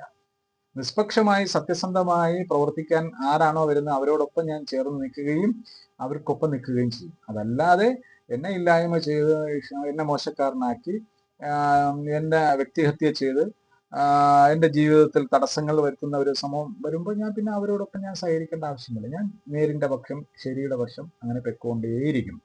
അതുകൊണ്ട് ബഹുമാനപ്പെട്ട SHOയോട് എനിക്ക് പറയുവാനുള്ളത്, എൻ്റെ സ്റ്റേറ്റ്മെന്റ് എടുത്തുകൊണ്ട് ഞാൻ തന്ന പരാതിയുടെ അടിസ്ഥാനത്തിൽ അന്വേഷണം നടത്തിയതിനു ശേഷം എൻ്റെ സ്റ്റേറ്റ്മെന്റ് എടുത്ത് FIR ഇട്ട് കേസ് ചാർജ് ചെയ്യണം. അതൊരു സെറ്റിൽമെന്റിന് വേണ്ടിയുള്ള ഒരു സംവിധാനത്തിലേക്ക് ഞാൻ തയ്യാറല്ല. അതിന്റെ ആവശ്യം വരുന്നില്ല. അവിടെ സെറ്റിൽമെന്റ് അല്ല ആവശ്യം, നിയമ നടപടിയാണ് ആവശ്യം. നീതിയുടെ പക്ഷത്ത് ഉദ്യോഗസ്ഥർ നിൽക്കുക. അല്ലെങ്കിൽ ഇനി അടുത്ത വേറെ പല കാര്യങ്ങളും അവർ ഇതിൽ ചൂട്ടുപിടിച്ചു കൊണ്ടുവരും. ഇതിൽ നിൽക്കുന്ന പ്രസിഡന്റ് എന്ന് പറയുന്ന നസീർ എന്ന് പറയുന്ന ഒരു കേസിൽ ശിക്ഷിച്ച കക്ഷിയാണ്. എൻ്റെ 2-ാമത്തെ സഹോദരൻ റഹീമുമായി ഒരു പ്രശ്നമുണ്ട്. റഹീമിനെ ഒരു ദിവസം രാത്രി ഈ നസീറിന്റെ അനുജനും ചേട്ടനും കൂടെ ചേർന്ന് 3 പേരും അല്ലാത്ത വേറെ 2 പേരും കൂടെ ചേർന്ന് ഉപദ്രവിച്ചു. അതിന്റെ പേരിൽ നെയ്യാറ്റിൻകര കോടതിയിൽ കേസുണ്ടായിരുന്നു. അവിടെ അവർ കേസ് ഇതുപോലെ തന്നെ സമ്മർദ്ദം ചെലുത്തി കേസിൽ നിന്നൊക്കെ ഊരാൻ കഴിയാൻ വേണ്ടി ശ്രമം നടത്തി. ഞാൻ പറഞ്ഞു നിയമപരമായിട്ട് പോയി തീർത്താൽ മതി എന്ന് പറഞ്ഞ അവസാനം അവർക്ക് ശിക്ഷണ നടപടി എന്നുള്ള രീതിക്ക് 2000 രൂപ വീതം, ആ കേസിൽ 2000 രൂപ വീതം കോടതി ശിക്ഷിച്ചുകൊണ്ട് ആ കേസ് ഒഴിവാക്കി. ഇപ്പൊ 1 രൂപയായാലും കോടതി ഈടാക്കുന്നത് ശിക്ഷ തന്നെയാണ്, പെറ്റിയടിക്കുന്നത് അത് ശിക്ഷ തന്നെയാണ്. അപ്പോൾ ശിക്ഷിച്ച കേസിൽ പ്രതിയാണ് നസീർ. അപ്പോൾ ശിക്ഷ ഏറ്റുവാങ്ങിയ ഒരു കക്ഷിയും കൂടിയാണ് നസീർ. ഞങ്ങളുടെ ജമാഅത്തിൽ ആകെപ്പാടെ കോടതിയിൽ നിന്ന് ശിക്ഷ ഏറ്റുവാങ്ങിയ ഒരു വ്യക്തി അദ്ദേഹമാണ്. വേറെ ആരും ശിക്ഷ അവിടെ ഏറ്റുവാങ്ങിയതായിട്ട് അറിയില്ല. പലരും പല കുറ്റകൃത്യങ്ങളൊക്കെ ചെയ്തിട്ടുണ്ട്, പല കേസുകളിലും പ്രതിയായിട്ടുണ്ട്. ആരും കോടതി ശിക്ഷിച്ച കക്ഷികളാരും കമ്മിറ്റി ഭാരവാഹികളായിട്ട് വന്നിട്ടില്ല. നസീർ മാത്രമാണ് പ്രസിഡന്റായിരിക്കുന്നത്. ഇനി ഷാജറിന്റെ വ്യക്തിപരമായ കാര്യങ്ങൾ എന്ന് പറയുന്നത് ഒരു കമ്മിറ്റിയുടെ ഭാരവാഹി ഇരിക്കാൻ ഏതൊരു യോഗ്യതയില്ല. ഒരു പാവപ്പെട്ട പെൺകുട്ടിയെ വിവാഹം കഴിച്ചിട്ട് കുറച്ച് ദിവസം താമസിച്ചിട്ട് അവളുടെ സ്വർണവും പൈസയൊക്കെ എടുത്ത് അവളെ വീട്ടിൽ കൊണ്ടാക്കി. അവർക്ക് പൈസയും ഇല്ല, സ്വർണവും ഇല്ല. അവർ നിയമപരമായിട്ട് കോടതിയിൽ പോയിട്ടും കോടതിയിൽ ഹാജരാവില്ല. അങ്ങനെ സമുദായത്തിന്റെയും പൊതുസമൂഹത്തിൽ നിന്നും വെറുക്കപ്പെട്ട് മാറ്റി നിർത്തേണ്ട ഒരു സ്ത്രീയുടെ ജീവിതം നഷ്ടപ്പെടുത്തി ഇല്ലായ്മ ചെയ്ത ഒരു സമൂഹത്തെ, ഒരു കുടുംബത്തെ അത് കാരണം ആ കുട്ടിയെ അങ്ങനെ കൊണ്ട് ഉപേക്ഷിക്കുന്നത് കൊണ്ട് തള്ളിയത് കാരണത്തെ അതിന്റെ പിതാവിന് ഷുഗർ കൂടി പ്രശ്നമായി അദ്ദേഹം ഒരു 6-7 മാസത്തിന് മുമ്പ് മരണപ്പെട്ടു. പൂവാർ അലി എന്നാണ്, ഒരു സാമൂഹ്യ പ്രവർത്തകനാണ്, കോൺഗ്രസിന്റെ നേതാവായിരുന്നു. പൂവാർ അലി എന്നാണ്. വള്ളക്കടവിലാണ് അദ്ദേഹം കൂടുതലായിട്ട് പ്രവർത്തനവും കാര്യങ്ങളൊക്കെ നടത്തി, സിറ്റിയിൽ പ്രവർത്തനം നടത്തി താമസിച്ചുകൊണ്ടിരുന്നത്. പൂവാർ അലി എന്ന് പറഞ്ഞു കഴിഞ്ഞാൽ ഒരുമാതിരിപ്പെട്ട രാഷ്ട്രീയ പ്രവർത്തകർക്കെല്ലാം തലസ്ഥാന മേഖലയിലുള്ള മുഖ്യധാരയിൽ നിന്ന് പ്രവർത്തിക്കുന്ന പല ലീഡേഴ്സിനും അറിയാം. അപ്പൊ അലിയുടെ മകളെയാണ് ഈ ഷാജർ വിവാഹം കഴിച്ചത്. ആ പൈസ ഇതുവരെ സ്വർണമോ ഒന്നും കൊടുക്കാതെ നെളിഞ്ഞിങ്ങനെ നടക്കുകയാണ് ഷാജർ. അപ്പൊ അങ്ങനെയുള്ള ഒരാളിനെ എങ്ങനെയാണ് മഹലിന്റെ ട്രഷറായിട്ട് എടുക്കാൻ പറ്റും? സമാനമായി ഇതുപോലെ ഒരു പെൺകുട്ടിയുടെ ഒരു വിഷയം വന്നു കഴിഞ്ഞാൽ അവിടെ എങ്ങനെയാണ് ഈ ഷാജറിന് നിഷ്പക്ഷമായി ഇടപെടാൻ പറ്റില്ല. ഇതുപോലെ തന്നെയാണ് ഓരോ വിഷയങ്ങളും അവിടുത്തെ കമ്മിറ്റി ഭാരവാഹിയായിട്ടിരിക്കുന്ന വേറെ ഭാരവാഹികളുണ്ട്. അവർക്കെല്ലാം ഫാമിലിപരമായ ഒരുപാട് പ്രശ്നങ്ങൾ ഇപ്പോഴും നിലവിൽ വിവാഹ സംബന്ധമായ കാര്യങ്ങളുണ്ട്. അങ്ങനെ ഉള്ളവരെ കുറ്റകൃത്യം ചെയ്ത് നിലവിൽ അവർ കുറ്റക്കാരാണെന്നും പറഞ്ഞുകൊണ്ട് നിൽക്കുന്ന അവരെ എങ്ങനെയാണ് കമ്മിറ്റിയുടെ ഭാരവാഹിയാക്കാൻ പറ്റും? അവർക്ക് എങ്ങനെ മാതൃകാ പുരുഷന്മാരാവാൻ പറ്റും? അവരെങ്ങനെയാണ് സമൂഹത്തിന്റെ വിഷയത്തിൽ അവർക്ക് നിഷ്പക്ഷമായിട്ട് ഇടപെടാൻ പറ്റും? ഇല്ല. അവിടെ എല്ലാം ഇവരുടെ വിഷയം വെച്ചുകൊണ്ട് മേൽപ്പടി കക്ഷികളായിട്ടുള്ള പീഡനം അനുഭവിക്കുന്ന ആരാണോ അവർക്ക് അനുകൂലമായ ഒരു തീരുമാനമേ ഇവർക്കെടുക്കാൻ കഴിയുള്ളൂ. കാരണം ഇവർക്കത് പറയാൻ പറ്റില്ലെങ്കിൽ ആരെങ്കിലും ചൂണ്ടിക്കാട്ടും, നിങ്ങൾ എടുക്കേണ്ട, നിങ്ങൾക്ക് ഇന്നതല്ലേ സംഭവം എന്ന് പറഞ്ഞു കഴിഞ്ഞാൽ പോയില്ല. അപ്പോൾ ഇതിലെല്ലാം അവിടെ മൊത്തത്തിൽ കറക്ഷനാണ്. ഇതിനെതിരെ ഞാൻ ശക്തമായി വീണ്ടും നിലപാടിൽ തന്നെ നിൽക്കും. അത് ഒരു വ്യക്തിയോടുള്ള എതിർപ്പല്ല.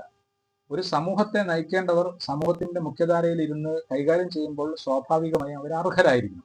അർഹരല്ല എങ്കിൽ സ്വാഭാവികമായും സാമൂഹ്യ പ്രവർത്തകരായ എന്നെ പോലെയുള്ളവർ അത് കാണുകയാണെങ്കിൽ ചോദിക്കും. അപ്പൊ ചോദിക്കുമ്പോൾ ഞങ്ങളുടെ അടുത്ത് ചോദിച്ചല്ലോ. ഞങ്ങളുടെ അടുത്തൊക്കെ നേരത്തെ നല്ല ബന്ധങ്ങളായിരുന്നു, കമ്പനിയായിരുന്നു, സുഹൃത്തായിട്ടല്ലേ ഇടപെട്ടുകൊണ്ടിരുന്നത്. പക്ഷെ ഇപ്പൊ ഞങ്ങളുടെ മുഖത്ത് നോക്കി ചോദിക്കുന്ന ഞങ്ങളുടെ കമ്മിറ്റി എതിർപ്പാണല്ലോ എന്ന് നിങ്ങൾക്ക് തോന്നിയിട്ട് കാര്യമില്ല. കാരണം നിങ്ങളോടുള്ള എതിർപ്പല്ല, നിങ്ങളിരിക്കുന്ന ആ സ്ഥാനത്തിരുന്ന് പ്രവർത്തിക്കുന്ന പ്രവർത്തനത്തോടുള്ള എതിർപ്പാണ്. നിങ്ങളിരിക്കുന്ന സ്ഥാനത്തിന്റെ പ്രവർത്തനത്തിനോട് യോജിക്കാത്ത പ്രവർത്തനങ്ങൾ നിങ്ങൾ നടത്തുമ്പോഴുണ്ടാകുന്ന വിയോജിപ്പാണ്. ആ വിയോജിപ്പാണ് അഭിപ്രായമായിട്ടുള്ള കമ്മിറ്റി ഭാരവാഹിയായിട്ട് ഇരുന്നിട്ടുണ്ട്. പല സുഹൃത്തുക്കളും വന്ന് എന്റെ വാപ്പാക്കെതിരെ കാക്ക എന്തിനാണ് ഇങ്ങനെയൊക്കെ പറയുന്നത്, അല്ലെ എന്റെ മാമക്കെതിരെ കാക്ക എന്തിനാണ് ഇങ്ങനെ പറഞ്ഞത്, അത് മോശമല്ല. ഞാൻ പറഞ്ഞ് എന്റെ പ്രിയപ്പെട്ട സുഹൃത്തെ, നിന്റെ വാപ്പ എന്നുള്ളതല്ല, നിന്റെ മാമ എന്നുള്ളതല്ല അവിടെ വിഷയം. കമ്മിറ്റിയുടെ ഭാരവാഹിയാണ്, അവിടുത്തെ ചെയറിലിരിക്കുന്ന ആളാണ്. ആ ചെയറിൽ നിന്ന് വരേണ്ട ആൾക്കാരുടെ ഭാഗത്തു നിന്നുള്ള കാര്യങ്ങൾ സുതാര്യമല്ലെങ്കിൽ ഒരു പൗരൻ എന്നുള്ള രീതിക്ക്, അവിടുത്തെ ഒരു അംഗം എന്നുള്ള രീതിക്ക് ഞാനും ചോദിക്കും, നിനക്കും ചോദിക്കാം. വാപ്പ ഇരിക്കുന്നു എന്നും പറഞ്ഞുകൊണ്ട് മകനെ അത് സപ്പോർട്ട് ചെയ്ത് കൊടുക്കേണ്ട ആവശ്യമില്ല. അതല്ല ന്യായം. അങ്ങനെ വാപ്പയായാലും കൊച്ചാപ്പയായിരുന്നാലും ഒരു പൊതു സദസ്സിൽ കയറി ഇരിക്കുമ്പോൾ ആ സദസ്സിനെ മാനിച്ചുകൊണ്ട് അവിടെ പാലിക്കേണ്ട ഉത്തരവാദിത്തങ്ങളും കടപ്പാടുകളും കാഴ്ചപ്പാടുകളും ഒക്കെ സുതാര്യമായ രീതിയിൽ പോകണം. അതിനെന്തെങ്കിലും വാപ്പയുടെ ഭാഗത്തുനിന്ന് തന്നെ ബുദ്ധിമുട്ട് വന്നു കഴിഞ്ഞാൽ അത് ചൂണ്ടിക്കാട്ടണം. അത് നിന്റെ ധാർമ്മികതയാണ്, മക്കളുടെ ധാർമ്മികതയാണ്. ചിലപ്പോ വാപ്പാക്ക് വിവരവും അതുപോലെ പക്വതയും ഇല്ല എങ്കിൽ മക്കൾക്ക് വിവരവും പക്വതയും ഇല്ലാതെ ആകണമെന്നില്ല. മക്കൾക്ക് വിവരവും പക്വതയും ഉണ്ടാവണം. ആ വിവരവും പക്വതയും പ്രകടിപ്പിക്കേണ്ട വേദിയിൽ മക്കൾ പ്രകടിപ്പിക്കുമ്പോൾ വാപ്പയെക്കാളും വ്യത്യാസമാണ് മക്കൾ എന്നുള്ള തോന്നൽ വരും സമൂഹത്തിന്. അല്ലെങ്കിൽ വാപ്പ കുഴപ്പക്കാരനാണ്, അല്ലെങ്കിൽ വാപ്പ പള്ളിയിൽ കയറിയതുകൊണ്ട് കൈട്ട് വാരിക്കൊണ്ട് പോയ ആളാണ്, മക്കളും അത് തന്നെയാണ് എന്നൊരു കാഴ്ചപ്പാട് വരില്ലേ? അത് ശരിയല്ല. വാപ്പ ചെയ്യുന്നതിന്റെ കുറ്റത്തിന്റെ ശിക്ഷ വാപ്പായാണ് അനുഭവിക്കുന്നത്. പടച്ചവന്റെ മുമ്പിൽ വാപ്പ ചെയ്താൽ ആ കുറ്റത്തിന്റെ ശിക്ഷ വാപ്പായെ അനുഭവിക്കുള്ളൂ, മക്കൾ പോവില്ല. മക്കൾ ചെയ്യുന്ന കുറ്റത്തിന്റെ ശിക്ഷ വാപ്പ അനുഭവിക്കാനും പോവില്ല. മനസ്സിലായില്ലേ? മക്കൾ ചെയ്താൽ മക്കൾക്ക് ശിക്ഷ, വാപ്പ ചെയ്താൽ വാപ്പക്ക് ശിക്ഷ. അപ്പൊ പൊതു സദസ്സിൽ നമ്മൾ വരുമ്പോൾ പൊതുസമൂഹത്തെ ഡിപ്പെൻഡ് ചെയ്ത് നിൽക്കുമ്പോൾ പൊതുസമൂഹത്തെയും കൂടി മാനിച്ചുകൊണ്ടുള്ള തീരുമാനങ്ങളും സംസാരങ്ങളും മാത്രമേ പാടാവൂ എന്ന കാര്യം കൂടി ഇതിൽ ഉണർത്തുന്നു. ഞാൻ ഇതുവരെയ്ക്ക് ഇതുപോലെ ഒരു വോയിസിലോ വേറെ വീഡിയോസിലോ വന്നിട്ടില്ല. പരാതികൾ പലതും പല രീതിയിലും കൊടുത്തിട്ടുണ്ടെങ്കിലും ഞാൻ ഇങ്ങനെ പബ്ലിക്കിൽ വന്ന് ആരൊക്കെ സംസാരിച്ചില്ല. ഒരു പ്രാവശ്യം തന്നെ ഞാൻ നേരത്തെ പറഞ്ഞു, വഖഫ് ബോർഡിൽ പരാതി കൊടുത്തപ്പോൾ എനിക്കെതിരെ എന്നോടൊപ്പം പരാതിയിൽ നിന്ന പലരെയും ഭീഷണിപ്പെടുത്തി അവരുടെ 5,000 10,000 വാങ്ങി ആ പരാതിയിൽ നിന്ന് അവരെ പിൻവലിപ്പിച്ചു. എന്നിട്ട് നടപടി 10,000 20,000 കോടതിയിൽ പോയതിനുള്ള ചെലവ്, അതായത് ഒരു വഖഫ് ബോർഡിൽ ഒരു പരാതി കൊടുത്തപ്പോൾ വഖഫ് ബോർഡിന്റെ പരാതിക്ക് വേണ്ടി പള്ളിയിൽ നിന്ന് കമ്മിറ്റി ഭാരവാഹികൾ പോയപ്പോൾ ചെലവ് 23,000 രൂപ. ആ ചെലവിന്റെ പൈസ പരാതി കൊടുത്ത ആൾക്കാർ കൊടുക്കണമെന്ന് പറഞ്ഞുകൊണ്ട് എഴുതി വെച്ചു. പരാതി കൊടുക്കാൻ നിന്ന ആളുടെ അടുത്ത് നിന്നൊക്കെ 5,000 10,000 ഓരോരുത്തരുടെ വലിപ്പത്തിനനുസരിച്ച്. എന്റെ അറിവിൽ എനിക്ക് തോന്നുന്നത് എനിക്ക് 10,000 രൂപ എന്താ പെനാൽറ്റി അടിച്ച് അവിടെ എഴുതി വെച്ചിരിക്കുക. എന്തിനു വേണ്ടി? വരവ് ചെലവ് കണക്കുകൾ അവതരിപ്പിക്കണം, സുതാര്യമാക്കണം, നിയമപരമായ ഒരു ഭരണഘടന ബൈലോ നമ്മുടെ ജമാഅത്തിൽ ഉണ്ടാകണം, നിലവിലെ കീഴ്വഴക്കങ്ങൾ സുതാര്യമല്ലാത്തത് മാറ്റിക്കൊണ്ട് ജനാധിപത്യ ഭരണഘടനയ്ക്കകത്ത് നിന്ന് മുന്നോട്ട് പോകാൻ, പരസ്പരം വിശ്വാസത്തിൽ മുന്നോട്ട് പോകുന്ന രീതിയിലുള്ള ഒരു ഭരണഘടന ഉണ്ടാക്കണമെന്നും പറഞ്ഞുകൊണ്ട് ബഹുമാനപ്പെട്ട വഖഫ് ബോർഡിനെ സമീപിച്ചപ്പോൾ കിട്ടിയ ശിക്ഷണ നടപടി മനസ്സിലായത്. ഇങ്ങനത്തെ ഒരു സമീപനമാണ് അവിടെ നടന്നുകൊണ്ടിരിക്കുന്നത്. അത് 10,000 രൂപ എനിക്ക് പെറ്റിയടിച്ചിരിക്കുന്നു. അപ്പൊ ഞാൻ എന്നിട്ട് അവർ പറയുന്നത് ഇനി ഒരു കാരണവശാലും പള്ളി കമ്മിറ്റിയിലോ പള്ളിയുമായിട്ട് ഉള്ള കാര്യങ്ങളിലൊന്നും ശുദ്ധീകരണം ഉൾപ്പെടുത്താൻ പാടില്ല. ഒരു യോഗ്യമായി തീരുമാനിച്ചു വെച്ചിരിക്കുന്നു. ഇതിന് അവരെ കള്ളത്തനം കണ്ടുപിടിക്കാൻ കണക്കാക്കി ഞാൻ പരിശ്രമിച്ചപ്പോൾ അവർ ചെയ്യുന്നത് കള്ളത്തനമാണ്, അത് പുറത്തു കൊണ്ടുവരണമെന്ന് പറഞ്ഞപ്പോൾ ഇനി വരുന്നവർ കള്ളത്തനം കാണിക്കാതിരിക്കാൻ കഴിയും ഭരണഘടന ഉണ്ടാക്കണമെന്ന് പറഞ്ഞത് തെറ്റായിപ്പോയി എന്നും പറഞ്ഞുകൊണ്ട് ഞാൻ ചെയ്തത് തെറ്റാണ്. ഭരണഘടന ഉണ്ടാക്കാൻ പറഞ്ഞത് തെറ്റാണ്. അങ്ങനെ ഭരണഘടന ഉണ്ടായാൽ അടിച്ചു മാറ്റാൻ പറ്റില്ലല്ലോ. ഭരണഘടന ഉണ്ടായാൽ ഒരു പക്ഷേ ബാങ്കിൽ അക്കൗണ്ട് ചെയ്യും, വാർഷിക റിപ്പോർട്ട് കൊടുക്കേണ്ടി വരും, വരവ് ചെലവ് കണക്കുകൾ അവതരിപ്പിക്കേണ്ടി വരും. അപ്പോൾ പോക്കറ്റിൽ മാറ്റി വെക്കാൻ പറ്റില്ല, ഇറച്ചി കച്ചവടം ചെയ്യാൻ പറ്റില്ല, ആടുമാട് വാങ്ങാൻ ഈ പൈസ എടുത്ത് ഉപയോഗിക്കാൻ പറ്റില്ല. അപ്പൊ പറ്റ വരുമ്പോൾ അത് ബുദ്ധിമുട്ടല്ലേ. അപ്പൊ ഇതെല്ലാം കൂടെ ഒരു കൂട്ടുകച്ചവടം പോലെ കാര്യങ്ങൾ പരസ്പര വീഡിയോസ് ഇട്ടിരിക്കുന്നത്. അതിന്റെ സത്യാവസ്ഥ എന്താ എനിക്കറിയില്ല. ഞാൻ എന്റെ വീട് വെച്ചിട്ട് ഒരുപാട് വർഷമായി. 3 വർഷത്തിനകത്തൊന്നും ഞാൻ അങ്ങനെ സാമഗ്രികളൊന്നും വാങ്ങാനൊന്നും ആർക്കും പോയിട്ടില്ല. 5 വർഷത്തിന് മുമ്പേ പോയിട്ടില്ല, 8 വർഷത്തിന് മുമ്പേ പോയിട്ടില്ല, 10 വർഷങ്ങൾക്ക് മുമ്പും പോയിട്ടില്ല, 10 വർഷം വരെയും പോയിട്ടില്ല, 10 വർഷം വരെയും പോയിട്ടില്ല, 15 വർഷം വരെയും പോയിട്ടില്ല. ഞാൻ 15 വർഷങ്ങൾക്ക് മുമ്പാണ് വീട് വെച്ചത്. 15 വർഷങ്ങൾക്ക് മുമ്പ് വീട് വെച്ചത്. അപ്പൊ വീടിന്റെ സാധന സാമഗ്രികൾ വാങ്ങാൻ പോയതിലാണ് ലക്ഷങ്ങൾ കൊടുക്കാനുണ്ട് എന്ന് പറയുന്നത് ഇല്ല. പിന്നെയുള്ള ഈ അടുത്ത കാലത്ത് മെയിൻ്റനൻസ് വർക്കിന് വേണ്ടി എൻ്റെ നാട്ടിലുള്ള സത്യനുമായി ഒരു ഇടപാടുണ്ട്. ആ ഇടപാടുമായി ബന്ധപ്പെട്ട് കൊടുക്കൽ വാങ്ങൽ ഞങ്ങൾ നേരത്തെ ഉള്ളതാണ്. അങ്ങോട്ടും ഇങ്ങോട്ടും കൊടുക്കും, താമസിക്കും. എൻ്റെ നിന്ന് വാങ്ങിയിട്ടുണ്ട്, പുള്ളിക്ക് ഞാനും കൊടുത്തിട്ടുണ്ട് അങ്ങോട്ട്. അങ്ങനെ ചെറിയൊരു ക്രയവിക്രയമുണ്ട് എന്നുള്ളതല്ലാതെ ഈ പറഞ്ഞതുപോലെ ഉള്ള ആളിനെ എനിക്കറിയില്ല, ആരാണ് എന്താണെന്നുള്ളത് അറിയില്ല. നമ്മൾ ഒരു ആവശ്യത്തിന്റെ ഒരു സാധനം ഒരിടത്തുനിന്ന് വാങ്ങിയാൽ അത് വാങ്ങി കൊടുത്തങ്ങ് തീർത്തങ്ങ് പോവുകയാണ്. ഇനി അദ്ദേഹത്തിന് ഞാൻ കൊടുക്കാനുള്ളത് എന്തിനെങ്കിലും ഒരു തെളിവുണ്ടെങ്കിൽ അദ്ദേഹം തെളിവുമായിട്ട് വരിക. ഞാൻ തന്നില്ലെങ്കിൽ അത് നിയമപരമായിട്ട് കോടതിയിൽ അദ്ദേഹത്തിന് ചലഞ്ച് ചെയ്യാം, പോലീസിനെ സമീപിക്കാം. പിന്നെ രണ്ടാമത് അദ്ദേഹം എനിക്ക് തന്നിട്ട് എന്നെ കാണാൻ വന്നപ്പോൾ ഞാൻ അദ്ദേഹത്തെ ഭീഷണിപ്പെടുത്തി കേസ് പ്രതിയാക്കുമെന്ന് പറഞ്ഞു. എനിക്ക് അങ്ങനെ ഒരാളിനെ അറിയില്ല, എൻ്റെ അടുത്ത് അങ്ങനെ ആരും വന്നിട്ടുമില്ല. എനിക്ക് അങ്ങനെ വന്നിട്ടുമില്ല, ഞാൻ അങ്ങനെ ആരടുത്തും സംസാരിച്ചു ഭീഷണിപ്പെടുത്തിയിട്ടില്ല. ഇനി ഇതെല്ലാം ചെയ്തിട്ടുണ്ടെങ്കിൽ തെളിവുകൾക്ക് അടിസ്ഥാനത്തിൽ എനിക്കെതിരെ കോടതിയിലോ പോലീസിനെ സമീപിക്കുക, നമുക്ക് അവിടെ വെച്ച് കാണാം. അല്ലാതെ എവിടെ കൂടെങ്കിലും ഒരു വീഡിയോ ക്ലിപ്പ് എടുത്ത് വെച്ചുകൊണ്ട് ഏതെങ്കിലും രീതിയിൽ വരുന്നത് ശരിയല്ല. അതുകൊണ്ട് ഞാൻ സാമൂഹ്യ രംഗത്ത് നിൽക്കുന്ന എനിക്കെതിരെ വ്യക്തിഹത്യ ചെയ്യുന്ന ഈ ആക്രമണത്തിനെതിരെ ഞാൻ നിയമ നടപടികൾ സ്വീകരിക്കാൻ മുന്നോട്ട് പോവുകയാണ്. മേൽപ്പടി കക്ഷികളെല്ലാം എനിക്ക് ആ വീഡിയോസ് ഫോർവേഡ് ചെയ്ത് തന്ന ആൾ ഉൾപ്പെടെ ഇതിൽ കക്ഷിയാവണം.